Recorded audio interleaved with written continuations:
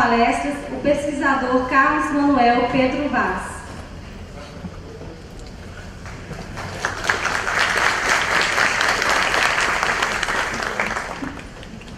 O pesquisador possui graduação em Física pelo Instituto de Física de São Carlos em 1986, mestrado em Agronomia pelo Centro de Energia Nuclear da Agricultura, SENA, da Universidade de São Paulo em 1989, doutorado em Ciências pelo SENA em 1994 e pós-doutorados em Ciência do Solo pela Universidade da Califórnia em Davis, Estados Unidos, no ano de 2000, e na Universidade do Arizona, Tucson, Estados Unidos, no ano de 2010.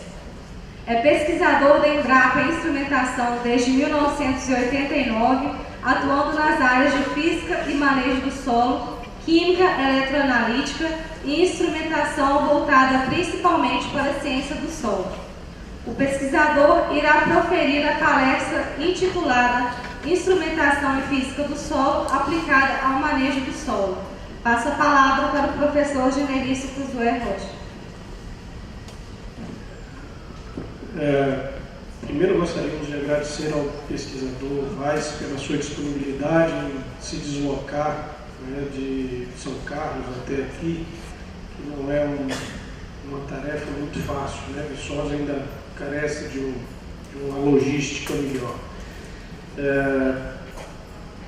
A organização me pediu para lembrar aqui que tem R$ 5 à disposição de quem esqueceu ali fora, né? Aqui não é o Congresso Nacional, tá? A gente acha o dinheiro e devolve. Bom, então vou passar a palavra para o professor Vaz. Eu quero agradecer à comissão organizadora do terceiro simpósio mineiro de ciência do solo, principalmente ao professor Teógeno pelo convite. É uma grande honra para mim estar aqui como na figura de apresentador, palestrante numa universidade de grande excelência como a Universidade Federal de Viçosa e num estado como Minas Gerais que tanta contribuição tem dado aí para a ciência do solo brasileira. Eu trabalho então na Embrapa Instrumentação na cidade de São Carlos, na região central do estado. Nós somos um grupo de 30 pesquisadores. A formação básica nossa, principalmente, de física, de químicos, engenheiros eletrônicos, engenheiros mecânicos, engenheiros de materiais, bioquímicos, ciência da computação, trabalhando em conjunto com o pessoal da agronomia e da veterinária. A nossa área de atuação pode ser dividida em 3, basicamente, que é desenvolvimento de máquinas, equipamentos, sensores, sistemas, desde pequenas máquinas até sistemas mais sofisticados, sistemas embarcados, mecatrônica e a parte de robótica também. Métodos avançados como métodos espectroscópicos, de imagem, de processamento de sinais, desenvolvimento de softwares, modelagem matemática. E uma terceira área que é formada basicamente por engenheiros de materiais, engenheiros químicos, que trabalham na utilização dos materiais produzidos pela agricultura, como fibras e materiais de frutas, para desenvolvimento de materiais compósitos, polivéricos, como os filmes biodegradáveis e revestimentos. E tudo isso aplicado na produção agropecuária, recursos naturais, pós-colheita e insumos. Eu vou falar então de instrumentação e física do solo, também é um tema bastante amplo, né, porque vai desde a parte de caracterização do solo aqui, como métodos de análise granulométrica, a análise da estrutura, da coesão do solo, da agregação, análises mecânicas, parte físico-hídrica, parte de retenção de água, umidade, infiltração de água, quantidade hidráulica, ou seja, uma gama grande de instrumentos que são utilizados na área de física do solo. Eu vou então me reter aqui, me focar nesses... Antes disso eu queria chamar a atenção a alguns aspectos que eu acho que são relevantes na questão da instrumentação. Nós temos pouca disponibilidade de equipamentos nacionais, a maior parte dos nossos instrumentos são importados.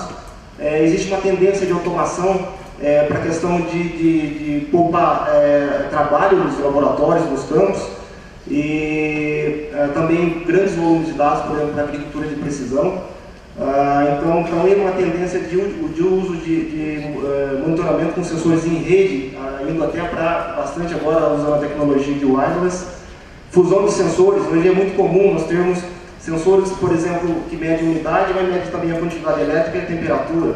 Ou você tem, por exemplo, um equipamento no campo que está medindo a quantidade elétrica, mas tem um sensor de reflectância que mede a parte de composição, mas também mede o pH. Então essa é uma tendência que nós temos hoje de fusão de sensores. E como nós temos muitos equipamentos importados, muitos desenvolvimentos que são feitos lá fora precisam de ser validados. Muitas vezes não se adaptam às nossas condições aqui de solos, por exemplo. Precisa de ser validados.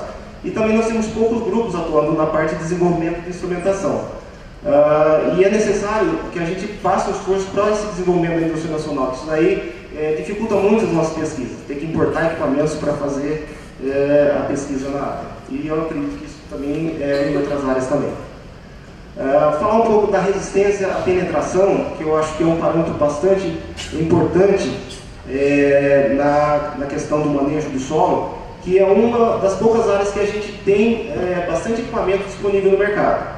Nós temos aí basicamente dois tipos de penetrômetros, né, que são usados para a avaliação da compactação, os penetrômetros estáticos e os dinâmicos. O estático, onde a velocidade é constante, a velocidade de inserção é constante, e os dinâmicos, que são os penetrômetros de impacto.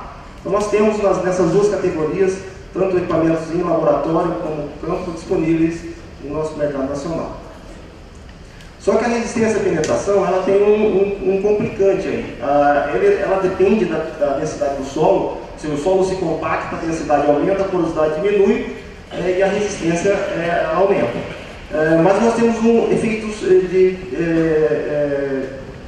com relação à umidade ou o potencial da água, né, que é um efeito contrário. A umidade aumenta, a resistência diminui. E também depende da textura e da matéria orgânica. Nesse caso aqui, um solo de teor de argila em torno de 40%, medido aqui em janeiro, com uma média de 2,2 megapascal, numa condição de solo de 28% de umidade.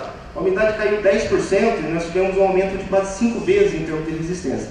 Ou seja, é muito significativo o efeito da umidade na resistência do solo. Uma abordagem para tentar resolver essa questão é utilizar funções de hipertransferência, onde nós utilizamos outros parâmetros, por exemplo, as medidas da densidade, da umidade e do teor de argila, para estimar um dado de mais difícil de ser medido.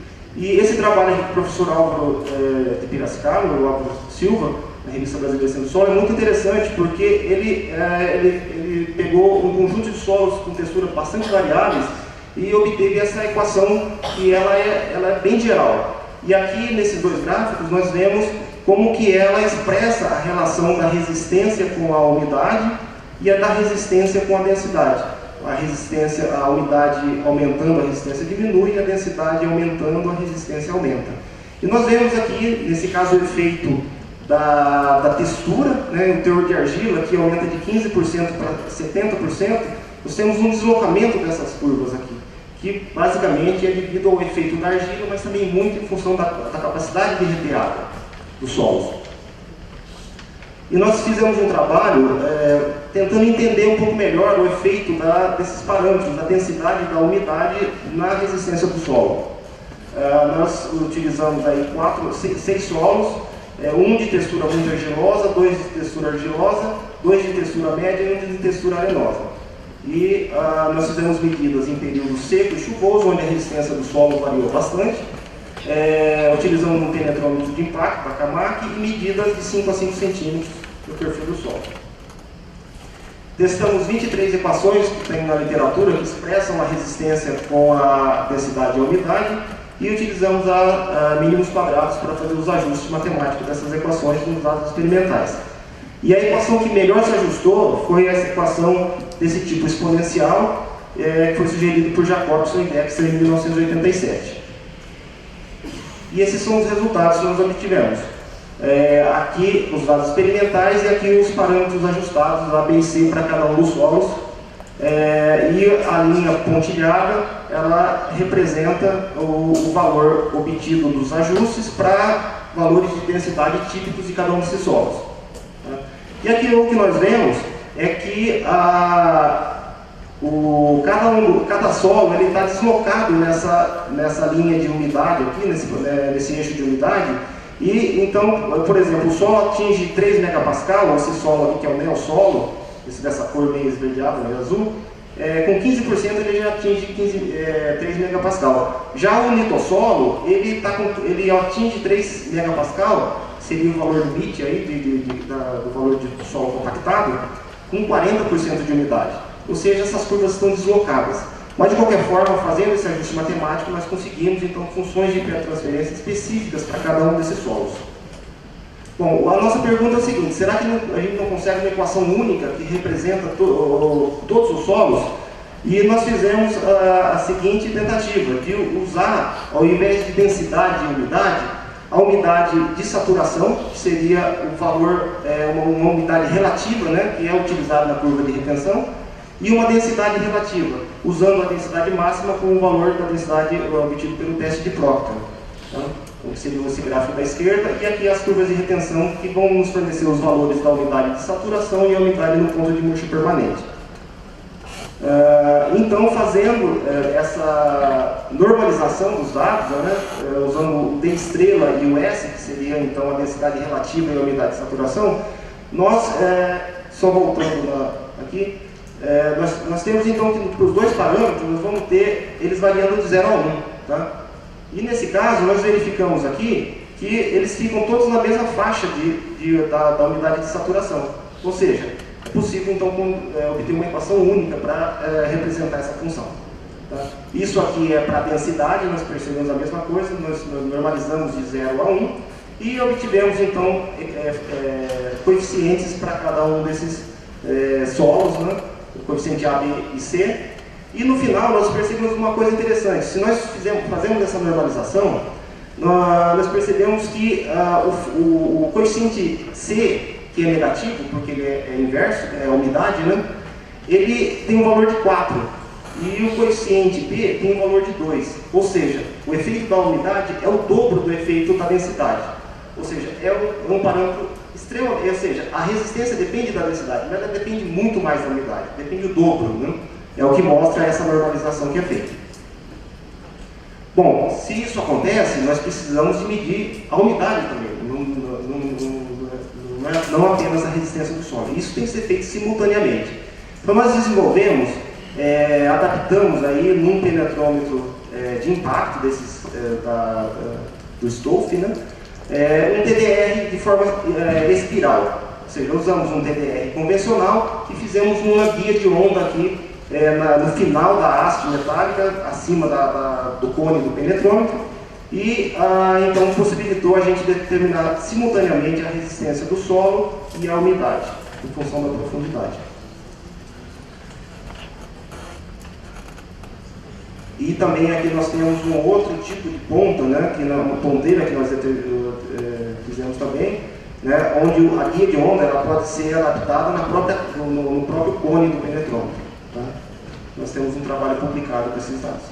E nós desenvolvemos um equipamento automático, ou seja, um penetrômetro dinâmico que trabalha com impactos, só que toda a aquisição é feita de forma automática. Nós utilizamos um sensor para medir a profundidade, um sensor de ultrassom, colocado aqui em cima, e 3 pistões, um pistão para sacar o peso, levanta e solta. Então o processo de penetração do penetrômetro é feito de forma automática, e depois 2 pistões aqui que sacam o penetrômetro do solo.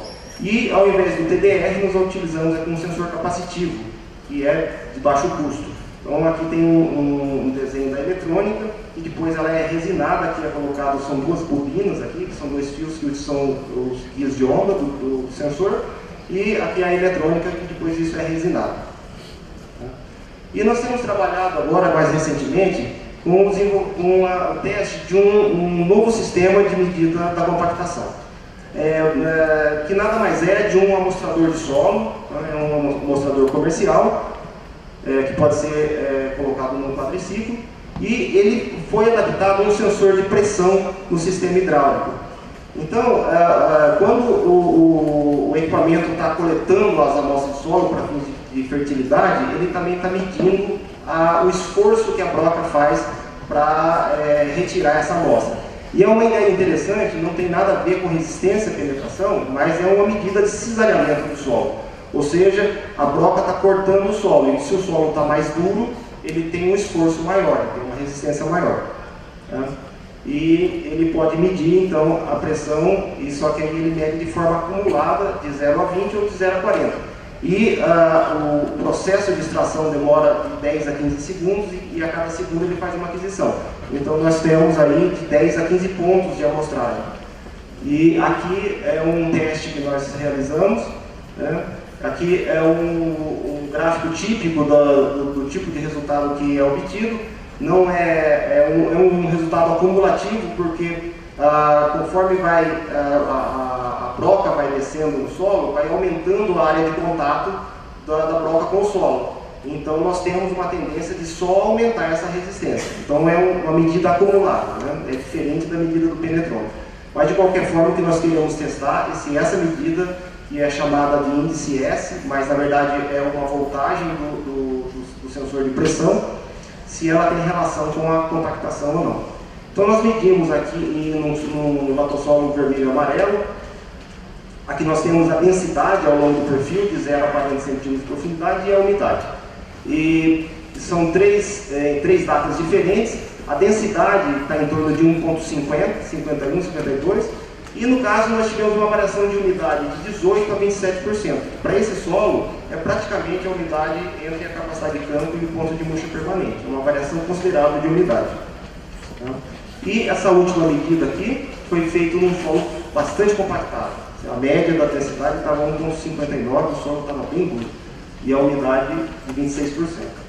Seria essa medida superior aqui. Inclusive, nós percebemos que o sensor, aparentemente, ele saturou em termos de medida da pressão.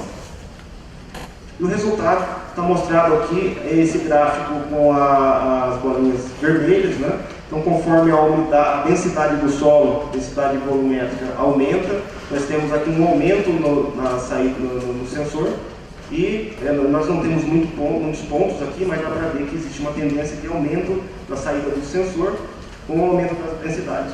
E pegando aqui esses 3 pontos, que tem uma variação de umidade muito grande, se a gente expressa a resistência em função da umidade, nós vemos aqui no caso do penetrômetro um aumento da resistência com o secamento do solo, mas para esse sensor nós não verificamos isso. Ou seja, essa medida do cisalhamento, aparentemente, ela não depende da densidade, da umidade. E que isso resolve um problema seríssimo da medida de compactação, que é o efeito da umidade na medida da resistência de penetração. Fizemos medidas também com o litossolo, também tivemos o mesmo comportamento aqui, o crescimento da saída do sensor, a voltagem em função da densidade, e não verificamos variação com relação à umidade. E aqui, da mesma forma, o penetrômetro varia com relação à umidade. Então nós podemos, algumas considerações, que os penetrômetros têm grande dependência da resistência com a umidade. Se nós quisermos evitar o efeito da umidade, a gente precisa de medir em capacidade de campo. Isso daí é uma recomendação que normalmente é feita para o uso do penetrômetro. E fora dessa faixa ótima de medida, nós temos que fazer a medida da umidade. E nós mostramos que se nós temos essa modelagem feita para solos específicos, nós podemos então fazer a correção do efeito da umidade na resistência. E esse equipamento de cisalhamento parece ter grande potencial de uso. Eu acho que a gente precisa ainda de avançar, mas nós já vimos que praticamente não depende da umidade, mas ele necessita ainda de alguma validação em termos de dependência do tipo de solo. Bom, eu vou falar agora, entrar no outro tópico, que é a questão da granulometria, que é utilizado aí para caracterização, manejo, aplicação de fertilizantes. O professor Hugo Riz já falou. Nós temos aqui uma imagem das 3 frações.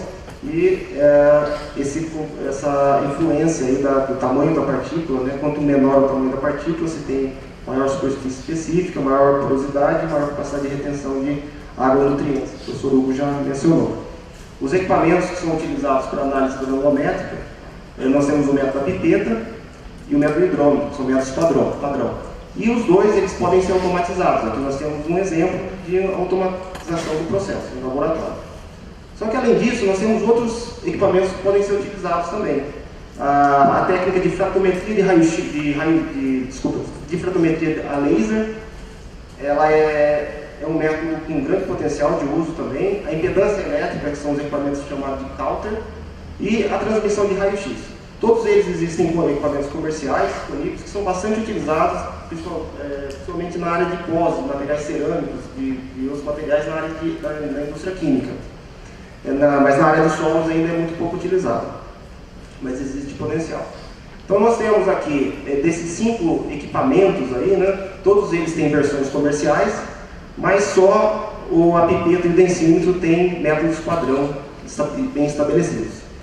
Os outros ainda a gente tem que caminhar para o desenvolvimento de alguns laboratórios. Eu conheço um laboratório que eu fiquei como cientista visitante lá na Universidade do Arizona, eles só utilizavam o laser.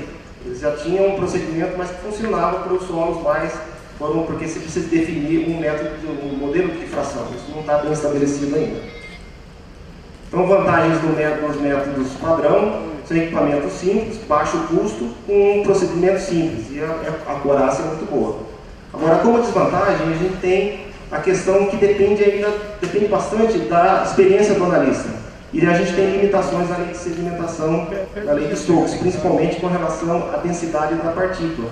A densidade da partícula no solo varia muito, e normalmente esse parâmetro é utilizado como valor médio.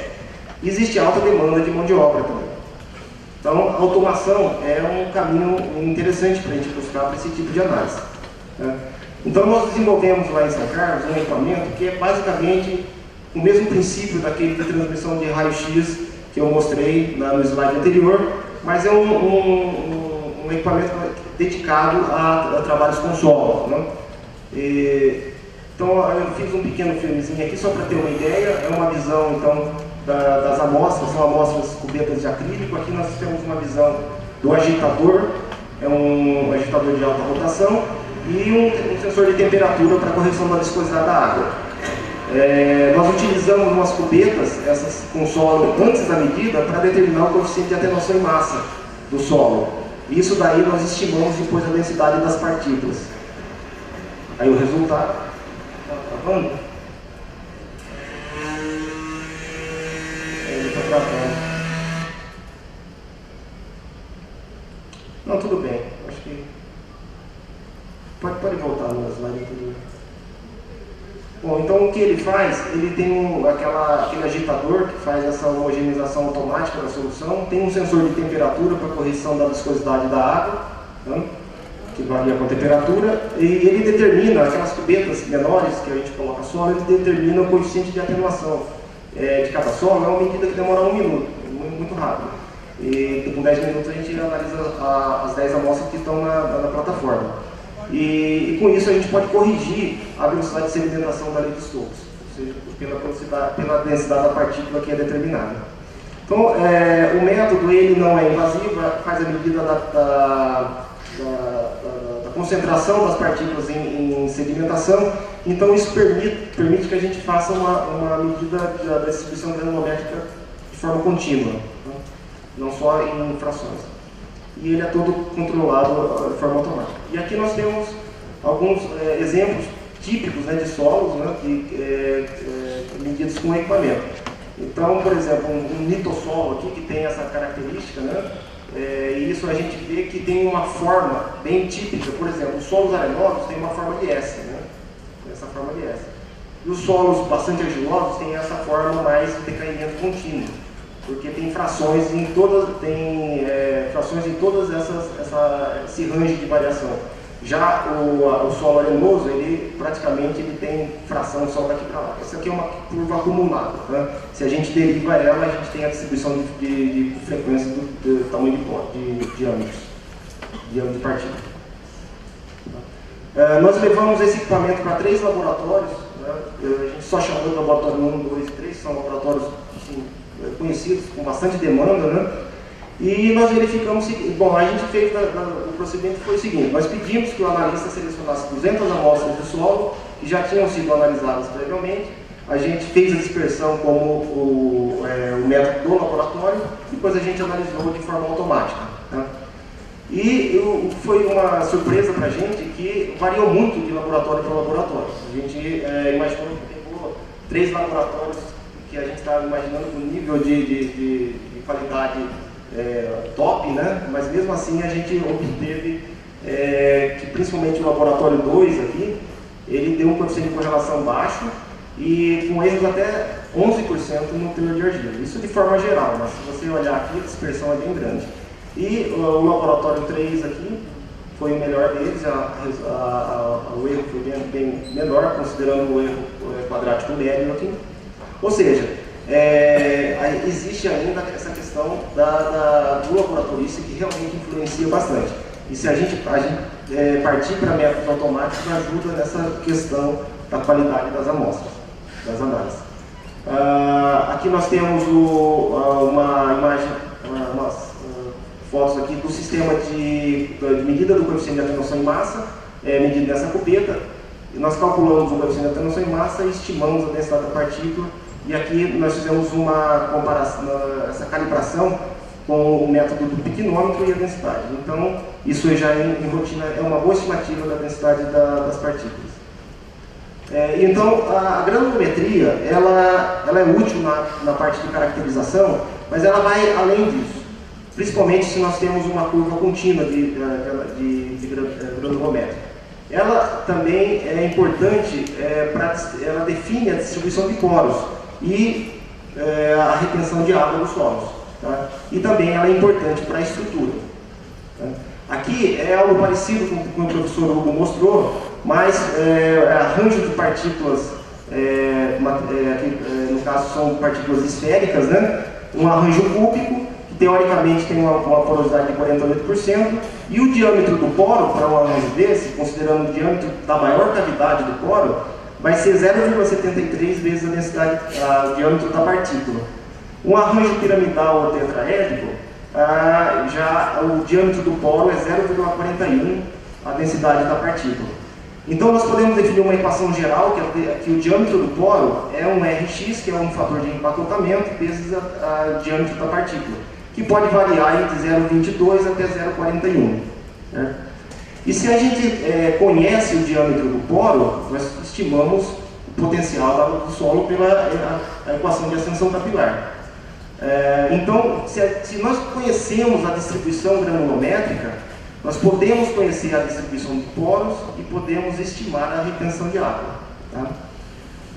Então, esse método aqui, esse modelo de área em Paris, ele usa exatamente esse princípio que eu descrevi anteriormente.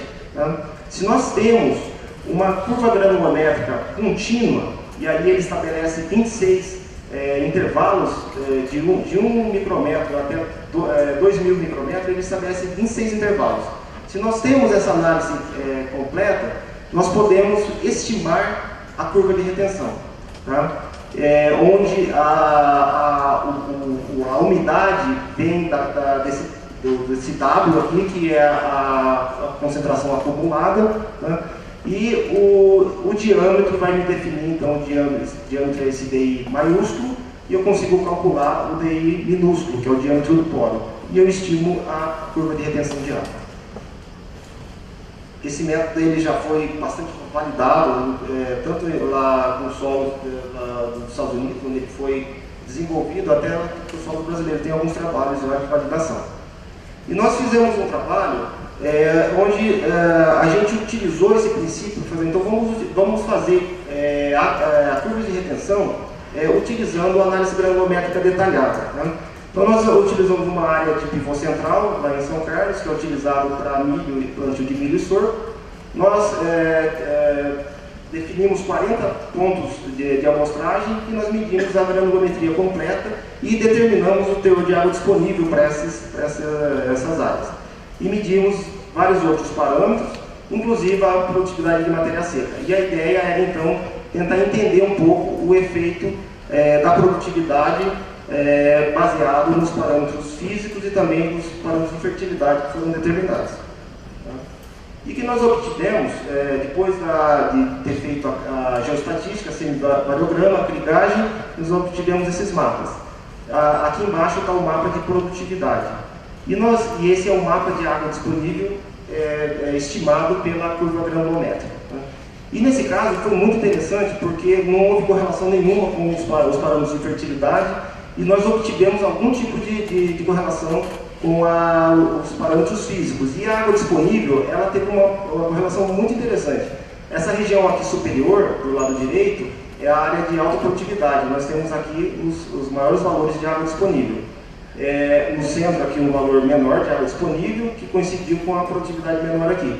E foi uma coincidência para a gente verificar que a água disponível ela teve uma boa correlação com o teor de silt aqui. Apesar do teor de silt variar de praticamente 2% até 7%, o mapa de produtividade ele teve uma boa correlação com o teor de silt de água disponível. E nós verificamos também que a densidade da partícula correlacionou com o teor de silt. Aí talvez seja até uma explicação, né, na linha que o professor Hugo apresentou, talvez a gente tenha, um latossolo vermelho e amarelo. Se ele aumenta com a densidade da partícula, provavelmente tem mais ferro, né, tem óxido de ferro. Então pode ser realmente um agregado de óxido de ferro com silt. Mas de qualquer forma, na prática, a gente mostrou um dado interessante, que esse agregado está relacionado com a retenção de água, de forma bem clara, e está relacionado com a produtividade também. E a resistência, nós medimos a resistência à penetração, ela correlacionou um pouco mais ao contrário, onde estava mais compactado deu uma maior produtividade. Só que lembrar que essa é uma área irrigada, então da mesma forma foi plantado sorgo sem irrigação e nós tivemos o efeito contrário, onde estava mais compactado, menor produção de sorgo. Então são parâmetros que realmente podem influenciar na questão da produtividade do ponto de vista de retenção de água. Então são aqui alguns gráficos que a gente que mostrou mais interessante, seria a matéria seca em função do teor de silt e a matéria seca em função da água disponível. Então, com considerações sobre a questão da análise granulométrica, eu acho que a gente tem que avançar na busca de métodos automáticos e mais precisos, principalmente com relação às restrições da equação da lei de Stokes. Eu acho que a padronização de procedimentos de dispersão, isso acho que já vem sendo muito trabalhado, a gente tem realmente programas que cuidam dessa parte, né? Eu acho que o método de transmissão de raios gama tem um potencial muito grande, porque ele tem uma base física muito interessante, praticamente não tem nada empírico. O método de difração de laser, ele trabalha muito com amostras padrão, ele é mais empírico. O de transmissão de raio-x, ele é mais com base física. E eu acho que a gente tem que explorar mais essa questão da importância dessa fração silt, não sei se ela é silt mesmo, né? Mas do ponto de vista prático, ela pode ser um marcador interessante aí para se correlacionar com parâmetros, talvez na agricultura de precisão seja um parâmetro interessante a ser explorado. E eu acho que aí, quanto mais base de parâmetros físico-hídricos a gente tiver à disposição, a gente vai poder entender um pouquinho melhor essas correlações de granulometria com água disponível, a retenção de água. Queria falar um pouquinho sobre sensores de água no solo. Aqui nós temos conjuntos de sensores que são bastante utilizados aí na rede física, né?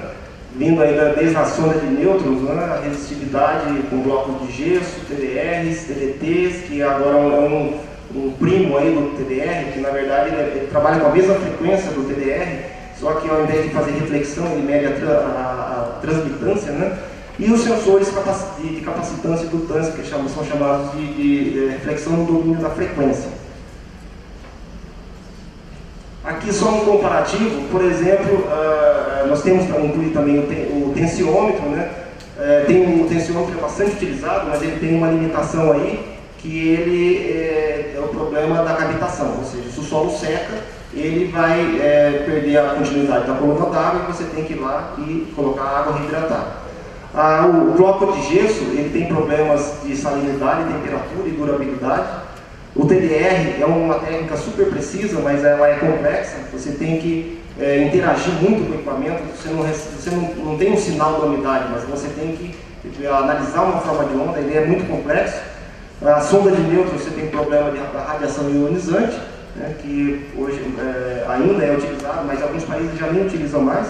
E os sensores de reflectância no domínio da frequência, eles são sensores de relativamente baixo custo e eles evoluíram muito, desde quando eles surgiram. Eles trabalham com frequências de alguns megahertz que eram muito sensíveis à salinidade. Hoje eles já estão trabalhando com dezenas de megahertz até centenas de megahertz. Ou seja, eles estão se tornando cada vez mais precisos e menos suscetíveis à questão da salinidade do solo. Então, eu fiz uma pequena revisão aqui dos trabalhos no Brasil com sensores de umidade e ainda nós temos a maior parte dos trabalhos com tensiômetro, depois tem o TDR, que também é bastante utilizado, e os sensores de FDR estão despontando agora como uma classe de sensores aí que provavelmente vai dominar aí, vai passar o TDR e o tensiômetro quando o interesse é só na umidade. O tensiômetro mede o potencial da água no solo.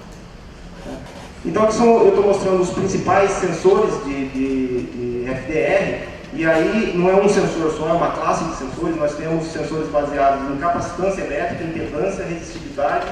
Esse TLO ele mede o tempo de propagação, é muito parecido com o TDR, tanto que ele é chamado de um pseudo-TDR, mas ele é um sensor classificado como FDR, que trabalha com frequência baixa. E os TTTs que estão aparecendo também não são tão comuns.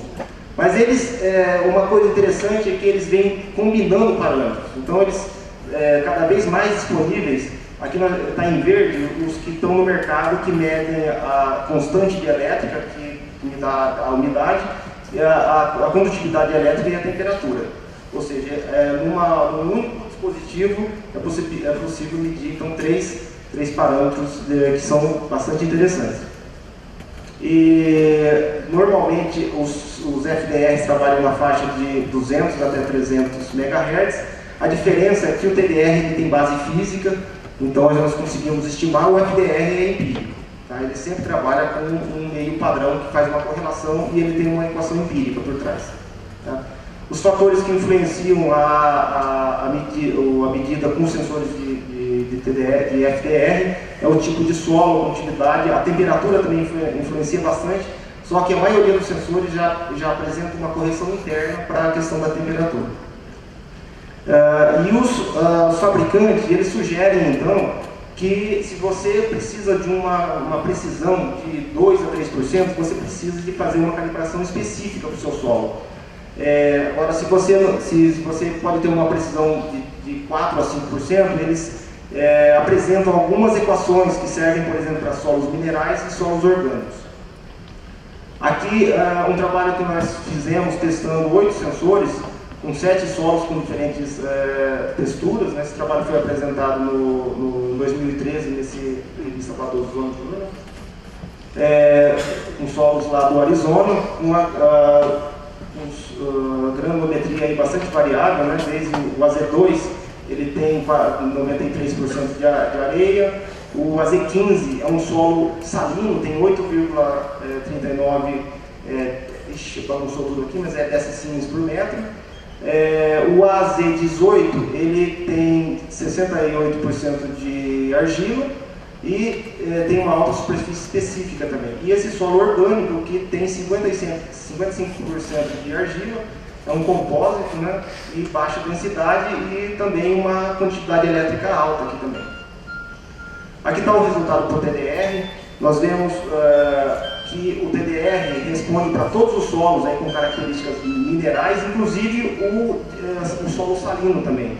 Ou seja, a salinidade, quando o TDR trabalha com gigahertz, e nessa faixa de frequência nós não temos praticamente influência da salinidade, né? Por isso que a resposta desse solo salino foi praticamente na mesma região dos outros solos. E aqui para o solo orgânico, nós temos ele como esperado, aí nós temos uma outra equação que pode ser utilizada como ajuste. Vou passar rapidamente. Aqui nós temos outros sensores, né? E aqui a equação que é sugerida pelo fabricante, de como ela não se ajusta tão bem. Na verdade, alguns solos são feitos calibrações mais para solos arenosos, por exemplo. E outras calibrações são feitas para solos, uma mistura de solos. E aí nós temos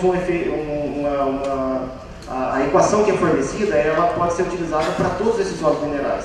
Nesse caso aqui, ela só funciona bem para os solos arenosos, não funciona para um solo argiloso, por exemplo. O solo argiloso normalmente tem uma tendência de vir mais aqui por cima e o arenoso aqui mais por baixo. Tá? E aqui nós temos o solo orgânico. Aqui, esse sensor aqui é o ET2, né, da ΔT. A equação que é fornecida aqui já tem um ajuste bem melhor. Esse é o sensor da Decarbon, 10HS. A equação que é fornecida pelo fabricante está muito fora dos dados experimentais. E aqui, outros sensores. Eu vou passar para essa tabela aqui, onde nós temos o resultado final. Nessa coluna, a acurácia que o fabricante fornece, diz que você pode obter usando a equação que ele fornece, ou se você faz uma equação específica. E aqui o que nós obtivemos, para alguns desses sensores, por exemplo, 10HS e o HidraProbe, o CA616, o valor do erro obtido aqui foi muito alto, foi 13%. Agora, quando nós utilizamos equações específicas para essas que nós obtivemos, nós podemos chegar com precisão até 1%. Ou seja, são sensores bastante confiáveis, bem precisos, e avançou bastante. Eu vou passar isso aqui. E eu quero também aproveitar para divulgar, nós vamos ter aí em São Carlos, em setembro de 2006, esse 5º Simpósio Internacional de Medidas da Água no Solo usando sensores de capacitância, impedância e TDT. É um grupo que basicamente congrega os principais fabricantes de sensores de umidade de FDR. O último congresso foi no Canadá e agora vai ser, ele é feito a cada 2 anos, então gostaria de convidar quem tem interesse aí nessa área de sensores para participar desse simpósio em São Carlos. Bom, falar, não sei se tem tempo, já tem mais uns 5 minutos. Falar um pouquinho de uns sensores que nós estamos trabalhando em São Carlos para a medida do potencial da água no solo. Então, para a medida do potencial máximo, nós temos aí os blocos de gesso, né? Nós temos os tensiômetros e tem uma classe nova de sensores que são chamados de matriz porosa com medidas dielétricas, ou seja, é um meio poroso que tem uma curva de retenção conhecida e você usa um sensor dielétrico para determinar a umidade. E aí, internamente, ele possibilita que você determine então, o potencial da água do solo. Tá? Eu coloquei alguns fabricantes aqui. Nós também desenvolvemos na Embrapa um sistema que chama Irrigás, que é baseado num sistema que é uma cápsula porosa, tá? Aqui basicamente um filtro de vela que nós temos aqui, que ele fica, tem uma mangueira e nós temos uma pequena pressão que é colocada dentro desse sensor. Esse sensor vai no solo, tá? E quando o solo está úmido, o ar não permeia no material poroso. Quando o solo começa a secar, a cavidade interna passa sob uma pequena pressão e aí o solo seca, o ar permeia pelo sensor e a gente pode usar então um sistema aí, um compressorzinho, né? Aqui nós temos um sistema que é automático, esse aqui é bem manualzinho, que pode determinar o momento de se irrigar. A única questão que a gente precisa definir é a cápsula porosa, precisa ter uma pressão de borbulhamento no interesse da cultura, né? Então nós podemos produzir cápsulas com pressão de borbulhamento aí de alguns quilopascal até, sei lá, próximo a 100 quilopascal. E esse sensor não tem problema de cavitação, né?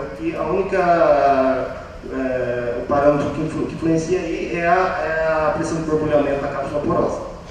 Então ele é muito. Aqui nós temos nesse gráfico uma relação entre a pressão de borbulhamento do material poroso e a tensão da água do solo. É uma relação praticamente linear.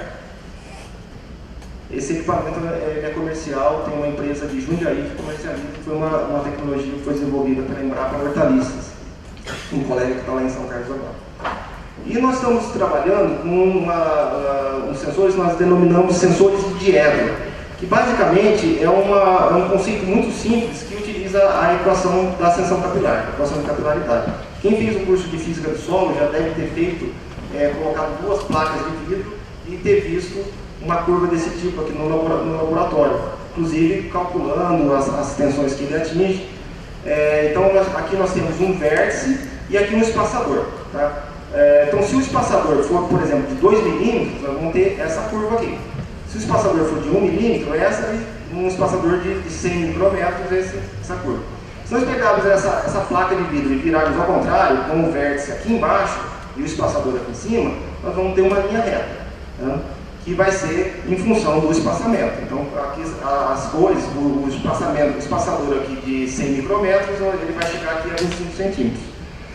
Tá? Se a gente pegar então essas 2 placas de vidro, e aqui no vértice, e ela vai estar cheia de água, tem um espaçador aqui, né, o A0, e eu colocar em contato com o solo, se o solo estiver seco, o menisco vai se deslocar para a esquerda. Se o solo voltar a molhar, o menisco se desloca para a direita. Né? E utilizando a equação de Young-Laplace, a gente pode derivar essa equação aqui do potencial da água no solo. Ele é 2 vezes a tensão superficial da água, a tangente desse ângulo alfa, que é a tangente que é calculado pelo A0 dividido por esse comprimento aqui, que é um comprimento fixo. Tá? E o LI seria então essa distância aqui do vértice até o menisco. Então, usando diferentes espaçadores, por exemplo, aqui um espaçador de 0,2 até 10 micrômetros, nós temos, se essa altura L for de 40 milímetros, nós vamos estar medindo uma tensão de água de 0,9 kPa. Se o espaçador for de 10 micrômetros, nós vamos estar medindo uma tensão de 18 kPa. E assim por diante. Se nós tivermos aqui um L de 2,5, ou seja, ele está aqui embaixo, significa que o solo está muito seco. E para um espaçamento de 200 micrômetros dá 15 kPa. E para 10 micrômetros dá 290 kPa. Ou seja, nós podemos, ajustando aquele espaçador, fazer sensores para várias faixas de medidas de interesse. Tá? Tá. E aqui nós temos alguns exemplos. Né? Nós podemos fazer, por exemplo, sensores com 2 placas de vidro, mas podemos utilizar também uma placa aqui, uma placa de vidro e uma placa de gesso aqui. E essa aqui é uma placa de vidro e uma placa de cerâmica. Então aqui no caso a gente colocou uma fita atrás para poder ver o menisco, e aqui o próprio material branco já serve facilita a gente fazer essa medida da altura. Então, na verdade, o sensor a gente coloca em contato com o solo e só mede a altura desse menisco que é formado. Tá? É um princípio muito elementar, muito básico. Todo mundo conhecia já esse princípio, mas ninguém pensou em transformar isso num sensor. E essa tecnologia ela já foi patenteada, por mais simples que pareça, a Embrapa patenteou, e agora tem algumas empresas que estão tentando desenvolver produtos com esses sistemas. Tem vários problemas que precisam ser vencidos. Eu imagino que isso daí está mais ou menos o que aconteceu quando foi lançado o tensiômetro na primeira vez. Né? Mas tem um princípio que funciona bem, agora tem vários problemas que precisam ser resolvidos.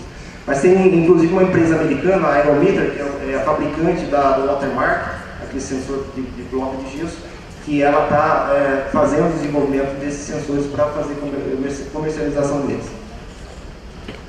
Então, aqui só para ter uma ideia, nós temos aqui a resposta em função do tempo. Aqui nós temos o comprimento, a altura do menisco. Então, parte de um solo saturado, nós aplicamos aqui, por exemplo, para esse S1, que é um espaçador de 160 micrômetros, nós aplicamos 0,8 kPa, o menisco abaixou aqui, e em torno de 4 a 5 minutos ele já entra em equilíbrio. Assim por diante, aplicamos 1,5 kPa, 2,5 kPa, 4,7 kPa. E aqui o S3 seria então um espaçamento de 30 micrômetros. Tá? E nós temos essa curva aqui, que na verdade, o potencial é 1 sobre o L, né? Então ele traz esse formato aqui de um exponencial. E aqui o resultado, depois, já calculando o potencial da água no diedro e o potencial aplicado. Esse deslocamento que deu aqui é porque é muito difícil nós conseguirmos um espaçamento. Eu coloquei um espaçador de 160 micrômetros, mas pode ter impurezas, esse espaçador não vai colocado exatamente na mesma posição, então a gente nunca sabe exatamente o espaçador, e por isso que há esse deslocamento, tá? Mas isso daqui pode ser depois corrigido matematicamente. É possível também usar o diedro sendo colocado na ponta de um cilindro de cerâmica, um tubo cerâmico, tá? Aqui no caso a gente usou um tubo de gesso. Isso daí pode ser instalado em profundidade como um tensiômetro e a medida pode ser feita aqui em cima no diedro. Só para finalizar, eu quero falar um pouquinho da tomografia. A tomografia é uma técnica, a mesma tomografia que é usada na medicina. Ela surgiu no final da década de 1970 e já no início da década de 80, lógico, nos hospitais, né, para diagnóstico médico, ela já começou a ser utilizada em outras disciplinas, na área de plantas, na parte de geologia e a física do solo. Já em 1984 já começaram os primeiros trabalhos da tomografia para estudos do sistema poroso do solo. Tá? E é uma técnica bastante poderosa, porque possibilita que você tenha um objeto tridimensional, você fazendo medidas de radiografias, como se fossem radiografias laterais, você tem uma informação numa seção transversal. Isso só foi possível porque já existia ideias, mas não se existia o algoritmo matemático. Então o pessoal da matemática desenvolveu um algoritmo de reconstrução que inclusive deu o prêmio Nobel, ou seja, só foi possível de fazer tomografia quando a matemática possibilitou você tendo imagens nesse sentido transformar numa imagem de seção transversal. E em solos a gente tem muito trabalho aí na literatura sobre estudos de ecologia, dinâmica de minhocas e micróbios no solo, caracterização da macroporosidade, modelagem do espaço poroso, estudos da interface água-ar sólido e avaliação de agregados do solo. E lá em São Carlos nós temos esse equipamento aqui, que é um tomógrafo de resolução micrométrica, que foi adquirido por um projeto da FINEP. Tá? Então nós podemos analisar solos desde 6 centímetros de diâmetro até bem pequeno. Aqui nós chegamos até uma resolução de 1 micrômetro. Então nós conseguimos visualizar poros nessa faixa de 1 a 2 micrômetros de diâmetro. Tá?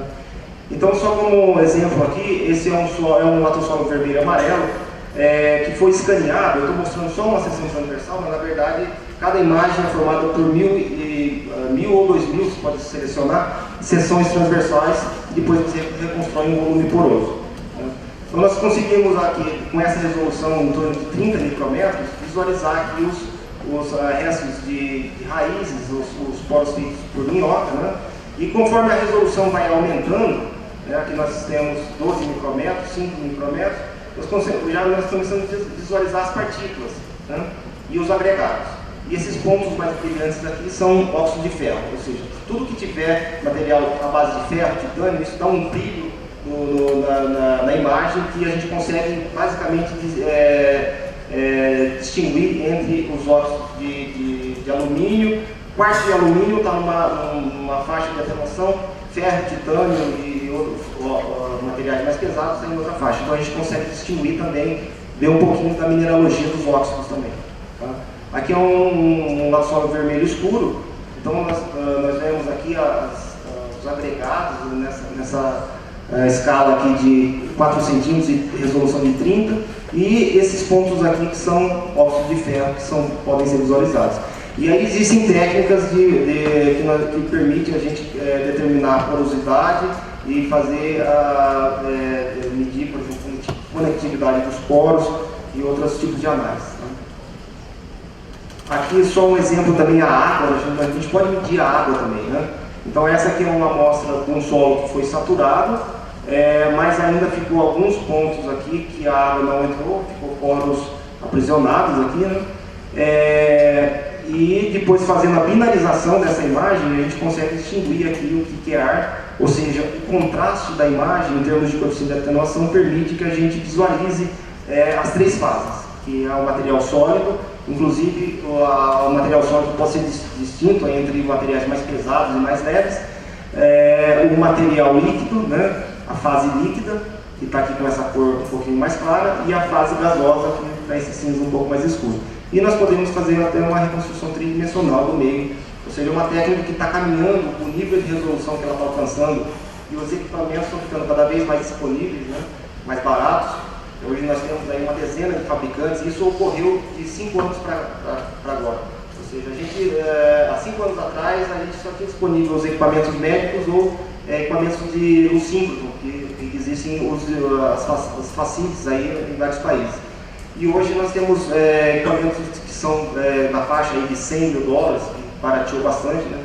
Até menos que isso, e a gente pode usar então no laboratório, isso daí está crescendo. No Brasil, só do fabricante desse equipamento que a gente tem aqui, ele já tem mais de 30 equipamentos instalados. Então as universidades estão utilizando bastante essa tecnologia. Eu acho que a ciência do solo também pode se beneficiar dessa tecnologia bastante. Desculpa do tempo aí. Obrigado.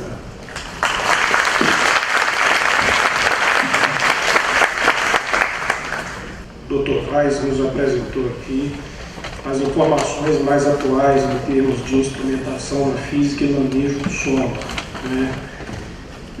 Eu vou abrir o espaço então para perguntas e dúvidas. Depois eu gostaria até de fazer alguns comentários, algumas perguntas. Agora funciona. Carlos, eu vi um dos primeiros slides, densidade relativa de Proctor. Eu gosto muito da utilização. Agora, eu vi uma curva que você apresentou, que aparentemente partia de 0 até 1, quando nós utilizamos, ou seja, o solo peneirado tinha valores mais ou menos próximos de 0,6 de Proctor. E eu vi alguns pontos como 0,2, 0,3. A escala que você, será que essa escala que utilizou na curva começou efetivamente de 0, não seria no ar, né? Mas foi um dos primeiros slides que você apresentou, que aparece a densidade relativa de Proctor. Não, se o teste de Proctor, ali é a unidade gravimétrica versus a densidade. Então, aquele que só é 0, alguma coisa, aquilo lá é a unidade gravimétrica, né?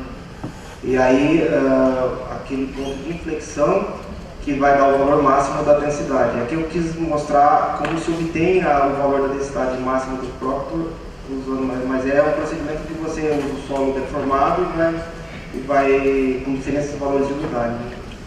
Enquanto o pessoal elabora aí alguma questão, eu queria perguntar para o Carlos Vaz o seguinte: naquela equação de penetransferência, que você, a partir da granulometria, você encontra a curva de retenção, onde é que entra a estrutura do solo? A estrutura do solo, o parâmetro que é utilizado, assim, é lógico que realmente a matéria orgânica, a estrutura é difícil, você tem a parte estrutural da curva de retenção, que é ligada com a textura, e a parte textural e a parte estrutural depende realmente do arranjo das partículas, da matéria orgânica, da vida do solo. Né? Ele conta um pouco isso pela densidade, então você precisa de saber a porosidade total do solo. Tá? Ou seja, o valor da porosidade ou a umidade na saturação. No nosso caso ali, eu só entro com a densidade, porque eu já tenho, como eu faço análise com aquele analisador granulométrico, porque eu já faço a medida da densidade da partícula. Então eu entro só com a densidade, ele estima a porosidade, aquela porosidade menos a densidade do solo, a densidade da partícula, né?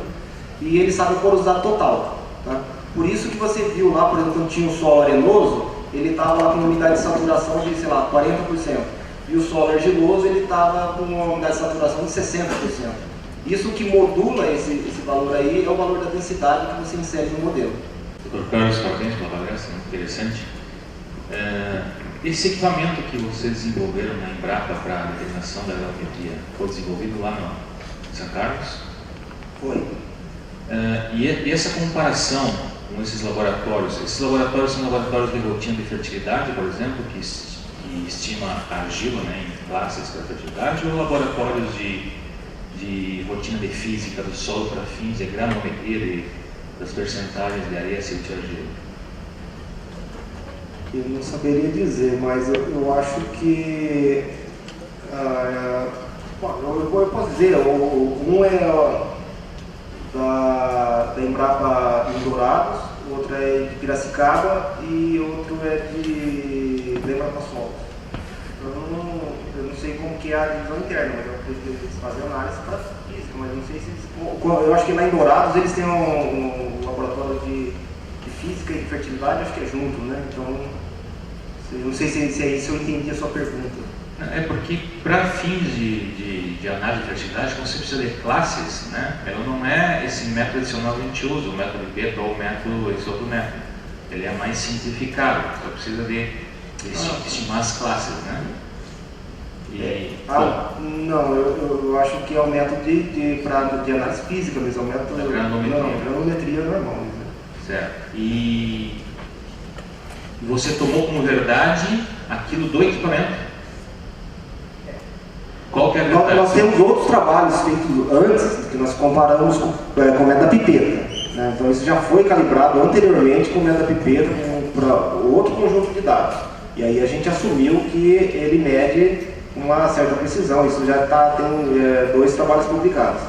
Agora, o que a gente queria ver nesse trabalho de comparação era ver as diferenças. Tá? Ou seja, agora a gente tem um método, você pode até falar assim, mas ele está 100% certo? Não sei, mas ele é um método que quando ele é repetitivo, porque ele não tem influência nenhuma do usuário, você só põe a amostra lá e ele faz sozinho. Né?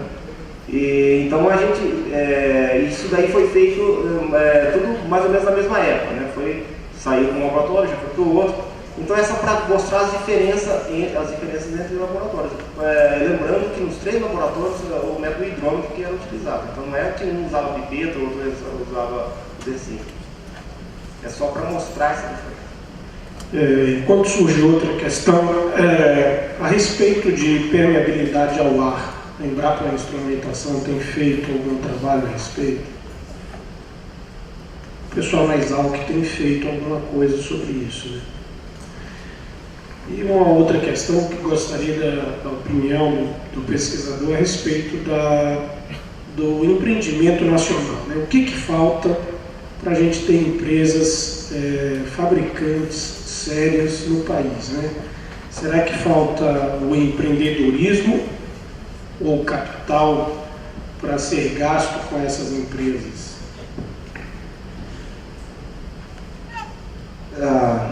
Eu não saberia dizer não. A gente, por exemplo, alguns equipamentos, a gente fez algumas tentativas de transferência que não tiveram muito sucesso. A Embrapa já teve um modelo, por exemplo, de incubadoras de empresas. Isso a gente já viu que não funciona muito bem, porque é questão talvez de capital, depende muito da tecnologia. Mas quando você fala em equipamentos, tem uma dificuldade muito grande, né? O que eu vejo é o seguinte, o mercado desses equipamentos é um mercado relativamente pequeno, né? Então, como que é a estratégia das empresas fora do Brasil? Né? Elas têm um mercado que é mundial, né? Então, você pega uma empresa que produz sensores de umidade do solo, então você tem a maior parte concentrada nos Estados Unidos, você tem algumas na Europa, mas você tem Austrália, você tem Canadá, mas você não tem empresas locais, você tem empresas que vão vender. E elas, no portfólio delas, elas não vão vender um equipamento, elas vendem uma série de equipamentos. Então, eles sobrevivem, mesmo tendo mercados pequenos, eles ampliam sendo uma empresa nacional. É diferente quando você paga um produto que vai vender, um produto para venda doméstico, por exemplo, que aí você tem milhões, né? Aí você pode ter um mercado mais nacional. Então, eu não sei como resolver isso, né? Talvez seja o caso das empresas nacionais fazerem um tipo de convênios com as empresas de fora, para que ela possa, por exemplo, desenvolver um produto que tem qualidade, que é competitivo, que o mercado dela também possa alcançar esses mercados internacionais, porque um equipamento para medida de granometria, se a gente for pensar em algo em torno de, sei lá, 500 equipamentos, isso daí não é nada, né? Eu acho que não se justifica. Mas aí, se você pensar em outros países, aí talvez seja um mercado mais interessante. Mas que pergunta é que eu faço um comentário, com todo o respeito com o expositor. Mas Hugo vai cumprir 50 anos de professor, eu já cumpri 51 anos. Então, eu acredito na frase do Humberto Eco que diz da importância do nome da rosa, que é o título do famoso romance dele, O Nome da Rosa. Então, o nome das coisas é fundamental. Eu observei, por exemplo, que utilizou frequentemente precisão, mas em nenhum caso utilizou exatidão. Então, muitos dos problemas implicados são de medida de grau de aproximação do meu método ao método padrão. Isso seria exatidão. Também, eu há mais de 10 anos, possivelmente 15 anos, publiquei um artigo titulado Parâmetro para todo, porque para todo o que são parâmetros. Apresento uma equação sobre resistência à penetração, com os coeficientes A, B e C, que também chamam parâmetro. E densidade do solo e umidade também chamam parâmetro. Em nenhum dos casos são parâmetros. A, B e C são estimadores de parâmetros. Densidade e umidade são variáveis, são medidas. Então, eu estou falando isso, poderia ter ficado calado e expressado, mas aqui temos muitos estudantes de graduação, de pós-graduação, e eles estão escutando as nossas aulas, não insistindo no uso adequado da exatidão, da pressão, da acurácia, do uso de parâmetros, de medidas. Então, com todo pedindo desculpas, eu achei necessário fazer este comentário. Eu gostaria só de comentar mais um pouco, a gente acho que não teve pergunta nenhuma a respeito de resistência à penetração, e muito se utilizou o penetrômetro de impacto, né? E talvez esse uso não tenha sido adequado, uma vez que você colocou ali muito bem colocado, que ele deve ser utilizado a unidade próxima à capacidade de campo, né? Mas em outro momento você citou também um experimento que você fez com umidade baixa e com umidade alta. Esse penetrômetro ele tem uma funcionalidade boa nesse nível de umidade?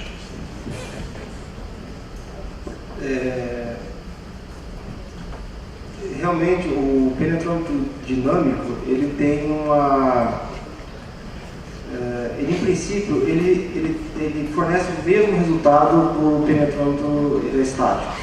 Tá?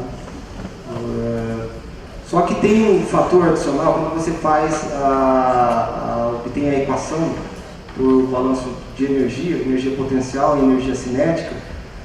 Tem um parâmetro que é desprezado, que é a perda por calor, pelo impacto. Tá? E também, além disso, a haste do penetrômetro, ela vibra, e você tem mais perda de energia. Só que isso vai acontecer se o solo estiver muito seco, então valores muito altos, sei lá, 10, 20, 30 megapascal, que às vezes acontece esses valores muito altos. Então, teve um trabalho do pessoal da Austrália, recentemente agora, o McBride, o pessoal trabalha bastante com física do solo. Ele mostra justamente isso, para uma faixa de valores de resistência, isso depende inclusive de solo para solo, tá? Então, se o valor não é muito alto, o resultado do penetrômetro dinâmico de impacto praticamente não tem diferença estatística. Mas a partir de um certo valor de umidade, ele seca demais, aí realmente existe uma diferença que é devido à falta de se levar em conta outros tipos de perdas de energia que não são considerados na equação do penetrômetro do Stolfe. Então, mas por uma faixa aí normal de uso, não tem problema nenhum.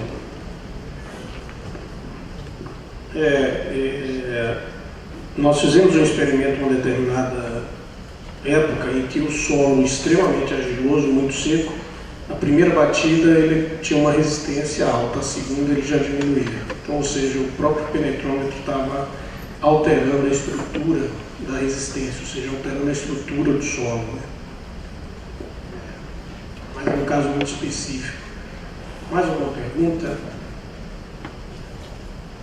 Então vamos agradecer aqui ao pesquisador Carlos Vaz.